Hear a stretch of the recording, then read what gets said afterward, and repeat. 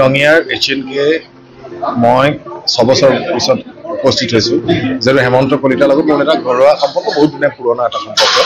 তেতিয়া প্ৰায় 6 বছৰ আগতে মোক নিমন্ত্ৰণ জনাইছিল মই গম পাই আছিলোঁ যে হেমন্তই যি কৰিব নিশ্চয় ভালেই কৰিব আজি ভাল লাগিছে কিয়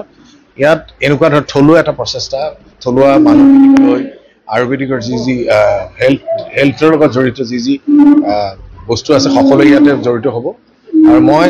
শুভেচ্ছা জনাইছোঁ অনাগত দিনত হেমন্তক মই কৈছোঁ যে বস্তুটো আৰু বেছি প্ৰচাৰ কৰিব লাগিব প্ৰসাৰ কৰিব লাগিব আপোনালোকৰ দায়িত্ব আছে যে ইয়াৰ এটা অনুষ্ঠান এটা এনেকুৱা ধৰণৰ এটা কোম্পানী তেওঁ হাতত লৈছে এটা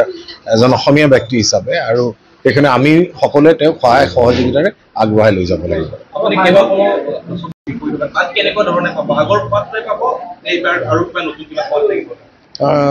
আগৰ বস্তুটো ৰাখিছে ককাদেউতা নাতিহঁতে চিকুৱেল হৈছে এইটো আচলতে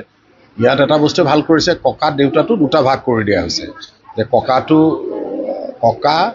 ডেছ দেউতা নাতি আৰু হাতী তিনিটাৰ জেনেৰেশ্যন দেখুওৱা হৈছে আৰু ভাস্কৰ হাজৰিকাই স্ক্ৰিপ্ট লিখিছে আৰু মোৰ খুব মৰমৰ ভাতৃ আমাৰ বিশ্বজিৎ বৰাই ডাইৰেকশ্যন দিছে প্ৰাইডিছ এণ্টাৰটেইনমেণ্টে কৰিছে তাত মোৰ চবতকৈ ভাল লাগিছে দাগৰ পিছত মই প্ৰাঞ্জলাটো আছে মই আৰু তপন দাসে বহুদিন বিৰতিৰ পিছত একেলগে কাম কৰিছোঁ আৰু সেইটো মোৰ কাৰণে যিহেতু মই যদি সোধা হয় আপোনাৰ প্ৰিয় অভিনেতা প্ৰথমে মোৰ তপন দাসৰ নাম আহে তেওঁ ষ্টেজৰ ক্ষেত্ৰতে হওক বা ছবিৰ ক্ষেত্ৰত যথেষ্ট তেওঁ অভিজ্ঞ ব্যক্তি আৰু সেই তপন দাৰ লগত দাগৰ পিছত মই কাম কৰিছোঁ ৰামধেনুত আছিল আমি একেলগে কাম কৰা নাছিলোঁ চিন নাছিল কিন্তু এতিয়া আমাৰ একেলগে মাৰপিটো আছে তৰ্কাতৰ্কিও আছে বহুতকেইটা চিন আছে আৰু মই ভাবোঁ ককা দেউতা নাতি হাতী চালে যেনেকৈ এতিয়া ভাইমন দাস চাই পেলাই মানুহে হিয়া দিয়া নিয়াৰ বা দাগ বা বিধাতা বহুত চিনেমাৰ তেওঁলোকে নষ্টালজিক হৈ পৰিছে আৰু তাৰ মাজতে মই এটা কথা কওঁ আমাৰ হিয়া দিয়ানেৰ যোন প্ৰযোজক মৃদুল লস্কৰ তেওঁ হিয়া দিয়ানে ছবিখন